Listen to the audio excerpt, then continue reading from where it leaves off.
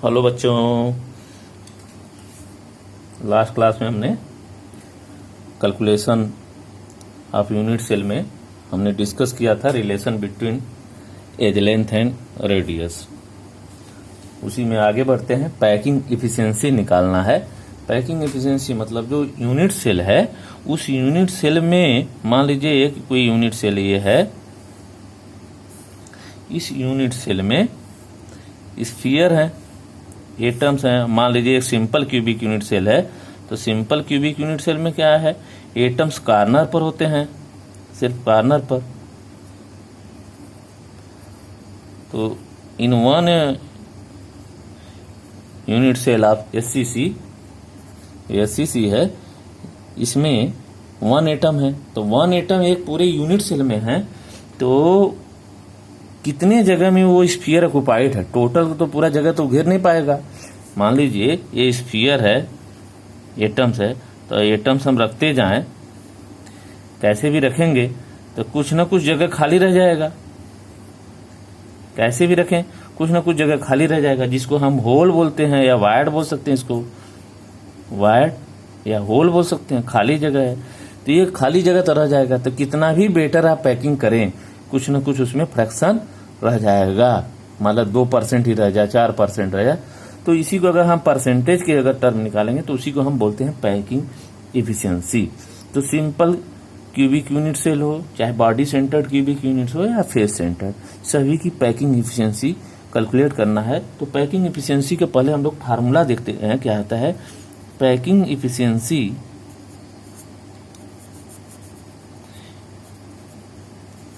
Equal to volume,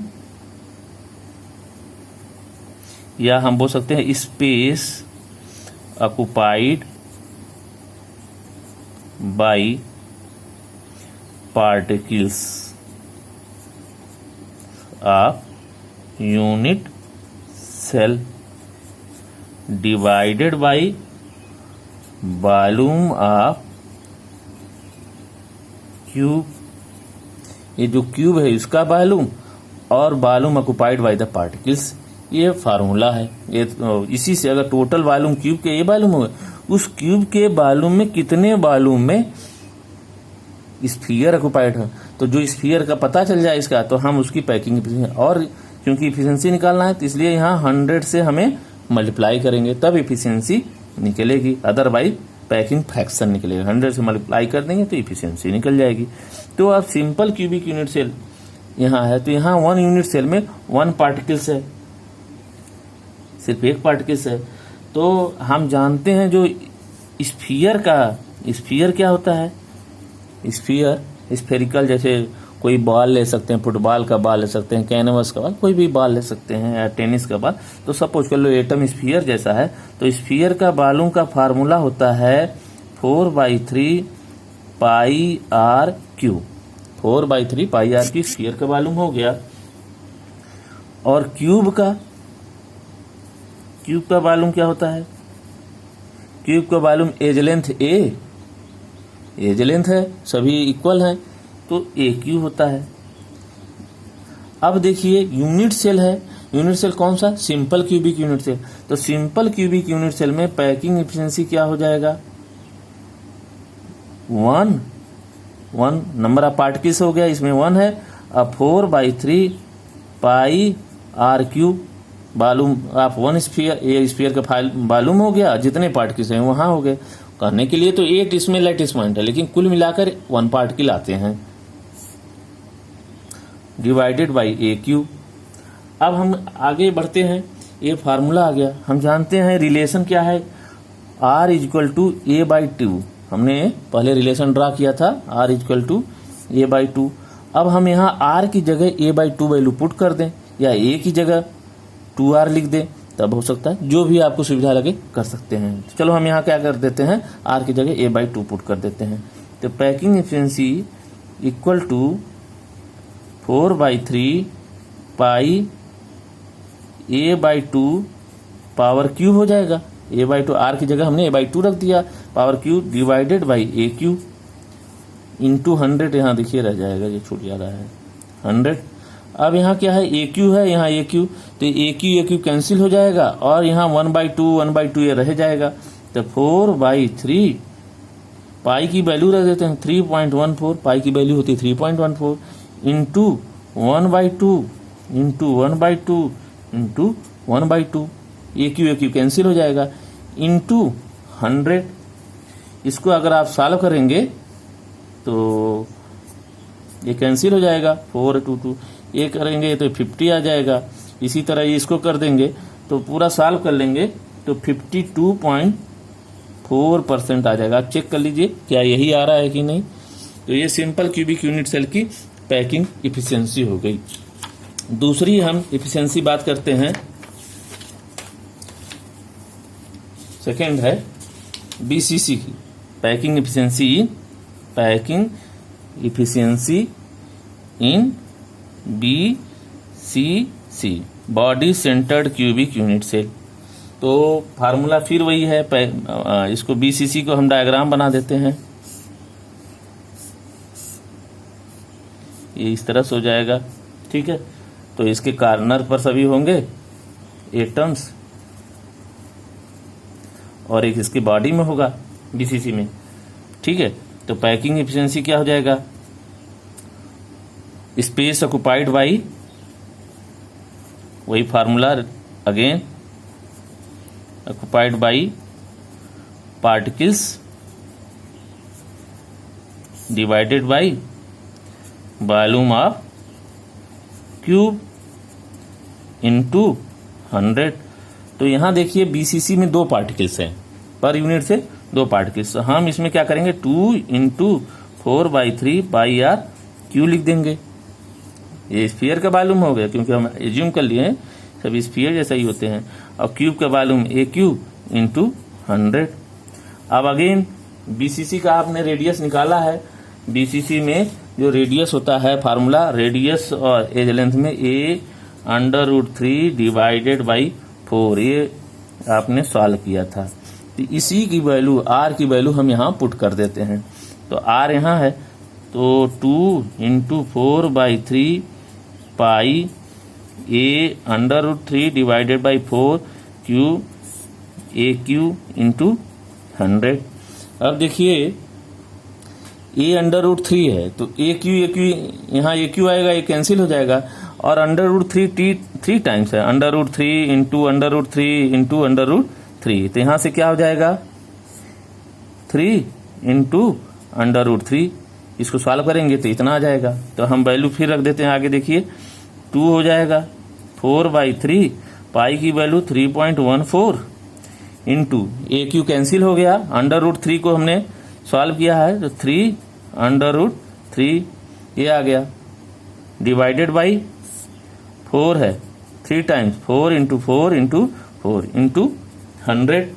अब इसको अगर आप सॉल्व करेंगे, √3 की भी वैल्यू रख लेंगे, पूरा सॉल्व कर लेंगे ये सब कैंसिल कर कर, तो आप देख लीजिए 68% आएगा। आप कैलकुलेट करिए, इसी के आसपास आ जाएगा। तो बीसीसी की पैकिंग एफिशिएंसी 68% होती है, तो आप निकाल सकते हैं। तो इसका मतलब क्या हुआ, बीसीसी में जो स्पेस ऑक्युपाइड बाय स्फीयर है ये ज्यादा है, इसमें खाली जगह कम है। कितना जगह खाली है, अगर 100 में से 68 माइनस कर दें तो 32% खाली है। जबकि सिंपल क्यूबिक यूनिट सेल में देखिए कितना जगह खाली है, उसमें लगभग 50%, 52.4 है, 52.4 भरा हुआ है, बाकी खाली है। तो समझ लीजिए कि 48% लगभग खाली है। अब हम चलते हैं नेक्स्ट, थर्ड जो packing efficiency in face centred cubic unit cell, FCC में पैकिंग एफिशिएंसी। तो एफसीसी में क्या है, इसके क्यूब के सभी कार्नर पर एटम होंगे और सभी फेस पर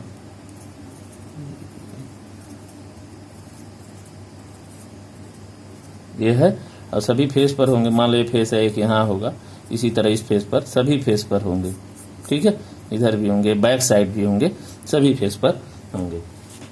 तो उसको फिर कैसे कैलकुलेट करेंगे हम लोग, फिर उसी का फार्मूला, इसमें नंबर ऑफ एटम्स हो जाएंगे, 4 एटम आ जाएंगे। एफसीसी है तो 4 एटम होंगे यूनिट सेल में।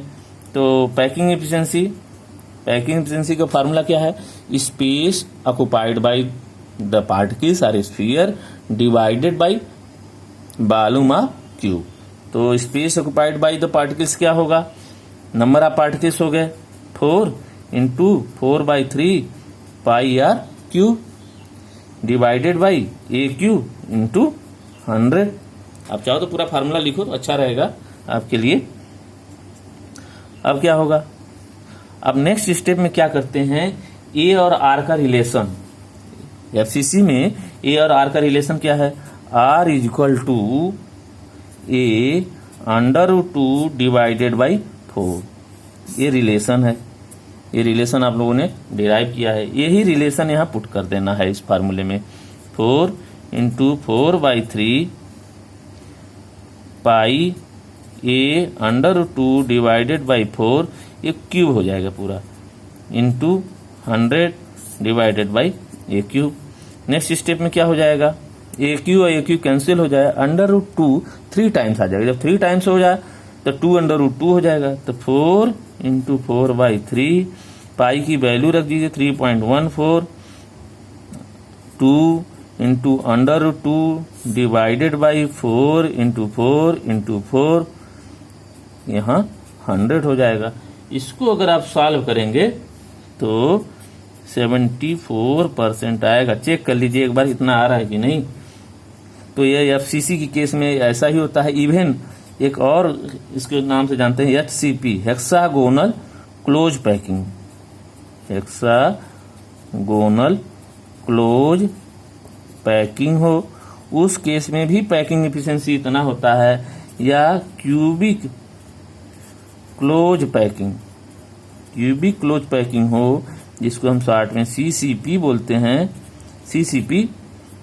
तो CCP में भी 74%, मतलब सबसे ज्यादा पैकिंग FCC का है, होगा भी क्योंकि इसमें 4 एटम्स हैं, तो पैकिंग एफिशिएंसी इसकी ज्यादा होगी। तो इसमें बहुत कम जगह खाली है। तो ये हो गया पैकिंग एफिशिएंसी की बात।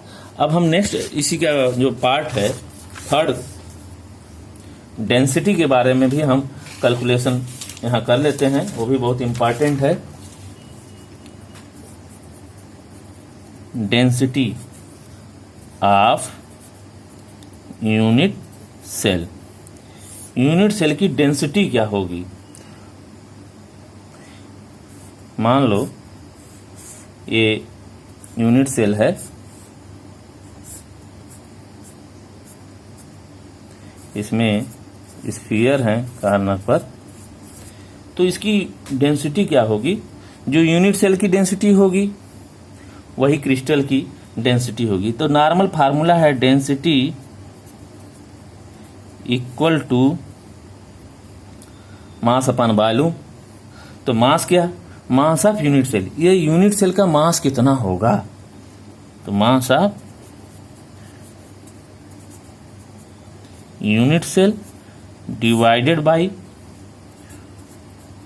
Volume of unit cell. Unit cell का वॉल्यूम फिक्स है, आप जानते हैं, मास बदलता रहेगा। तो यहां से अच्छा एक ध्यान दीजिए, मास ऑफ यूनिट सेल, ये तो सिंपल क्यूबिक यूनिट सेल में इसमें 1 पार्टिकल है, तो 1 पार्टिकल का ही मास जो हो जाएगा, मान लो 1 पार्टिकल है, तो 1 पार्टिकल, नंबर ऑफ पार्टिकल को यहां हम रिप्रेजेंट करते हैं सिंबल Z से। तो सिंपल क्यूबिक यूनिट के लिए Z की वैल्यू 1 होती है। अगर 1 पार्टिकल है तो मास ऑफ 1 क्या हो जाएगा, 1 into mass of particles. 2 particle होंगे तो 2 इंटू m होगा, 3 पार्टिकल होंगे तो 3 इंटू m होगा, 4 पार्टिकल होंगे तो 4 इंटू m। जितने पार्टिकल्स होंगे उसी तरह हम मल्टीप्लाई कर देंगे मास में नंबर ऑफ पार्टिकल से। तो ये जो 1 2 3 4 है, देखिए ये वेरिएबल हो रहा है, तो इसके जगह हम Z लिख सकते हैं। Z का वैल्यू 1 2 3 4 कुछ भी हो सकता है। अब जो होगा उसके अकॉर्डिंग हमें पता चल जाएगा। अगर Z की वैल्यू 1 है तो सिंपल क्यूबिक है, 2 है तो बॉडी सेंटर या इन सेंटर हो सकता है, अगर 4 होता है तो फेस सेंटर्ड होगा। और यूनिट सेल का वॉल्यूम क्या होगा, AQ होगा। तो हम डेंसिटी के फार्मूले में फिर रख देते हैं Z into m divided by AQ। ये फार्मूला हम रख दिए, Z इंटू m। Z क्या है, नंबर्स है, m है मास। अब क्या करते हैं, एक चीज हम इसमें मल्टीप्लाई कर देते हैं अवोगाड्रो नंबर से और डिवाइड कर 6.022 into 10⁻⁴ 23 divided by 6.022 into 10⁻23। Multiply divide करेंगे कोई फर्क नहीं पड़ने वाला है फॉर्मूला, लेकिन हमारे लिए इससे फायदा हो जाएगा। मास ऑफ द पार्टिकल्स या given mass into Avogadro number, इन दोनों का मल्टीप्लिकेशन होता है मोलर मास। तो यहां से हम क्या लिख सकते हैं, Z into capital M that is molar mass of the particle divided by AQ into, ये क्या है, वही अवोगाड्रो नंबर, इसको हम NA से रिप्रेजेंट कर सकते हैं। तो इस तरह से एक ये फार्मूला आ जाता है D equal to Z into capital M divided by AQ into NA। इसमें देखिए 5 वेरिएबल हैं, तो एग्जाम में आपसे डेंसिटी भी कैलकुलेट करने के लिए पूछ सकता है, Z निकालने के लिए पूछ सकता है, मोलर मास और edge length AQ Avogadro number. Generally क्या होता है, डेंसिटी तो हम फिजिक्स में भी निकाल लेते हैं और भी मेथड से निकाल सकते हैं, लेकिन यहाँ जनरली आपसे हमेशा most of the time Z ही पूछेगा, Z की वैल्यू क्या है, या Z नहीं पूछेगा तो टाइप्स ऑफ क्रिस्टल पूछेगा। तो टाइप्स ऑफ क्रिस्टल वही किस तरह का है, FCC है, BCC है, तो जैसा होगा, अगर Z की वैल्यू 1 है, अगर आ गया Z की वैल्यू सॉल्व करने हुआ तो SCC है। तो इसका नेक्स्ट स्टेप ही, अगर Z की वैल्यू आया तो अपने आप आपको पता चल जाएगा किस टाइप का क्रिस्टल है। Z की वैल्यू 2 आ गया तो आपको पता चल जाएगा BCC क्रिस्टल है। Z की वैल्यू 4 आ गया तो आपको पता चल जाएगा FCC है, चाहे SCP है, चाहे CCP है। तो ये बहुत आपको जनरली Z कैलकुलेट करने के लिए पूछेगा, D निकालने के लिए बहुत रेयर D की वैल्यू दिया रहेगा। अच्छा, दूसरी चीज और ध्यान दीजिएगा, जो D की यहाँ यूनिट रखेंगे डेंसिटी के, ग्राम पर सेंटीमीटर क्यूब में ही मोस्ट ऑफ द टाइम रखना है। अगर दूसरी यूनिट में है kg पर मीटर क्यूब में है तो ग्राम पर सेंटीमीटर क्यूब में रखना है, ये ध्यान देना है। और एज लेंथ है, ये सेंटीमीटर में रखेंगे तो AQ सेंटीमीटर क्यूब में होगा, ये ध्यान देना है। तो इस हिसाब से आप आसानी से कैलकुलेट कर सकते हैं। जैसे सिल्वर है, अगर सिल्वर में ये FCC का एग्जाम्पल है, अगर सिल्वर क्रिस्टल क्रिस्टलाइज किया गया है, इसका दिया है डेंसिटी दे दिया है और वैल्यू दिया, एज लेंथ दिया है, तो अगर एज लेंथ दिया है तो मोलर मास पता है, अवोगाड्रो नंबर की वैल्यू रख देंगे तो आप आराम से Z निकाल सकते हैं। इसके लिए Z की वैल्यू 4 आ जाएगी। तो 1 नंबर 2 नंबर के न्यूमेरिकल जनरली आते हैं। तो आज के लिए इतना ही, थैंक यू। अगर ये मेरा लेक्चर पसंद आए तो प्लीज़ आप शेयर करिए, दूसरों को बताइए, और कुछ अगर सुधार करना है तो बताइए, हम कोशिश करेंगे, अपने जितना हमारे लिमिट में होगा हम करेंगे। थैंक यू, धन्यवाद।